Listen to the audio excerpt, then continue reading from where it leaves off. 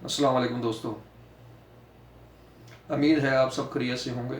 मैं आज आपको घर में घर में ही ऐसा हैंड वॉशर बनाने का तरीका बताऊंगा जो बिल्कुल आसान है और बिल्कुल सस्ता है। आपको बाज़ार से लेने की ज़रूरत नहीं है, आप अपनी जेब में भी उसको रख सकते हैं। आपने करना क्या है, इसके लिए 100 ग्राम लीमू का पानी लेना है और उसमें आपने क्या करना है, होम्योपैथिक की एक मेडिसिन है कैनाडोला क्यू में, उसकी पोटेंसी है क्यू, आपने वो ले लेनी है 10 ml की। 20 ml की नहीं लेनी, 10 ml की लेनी है आपने।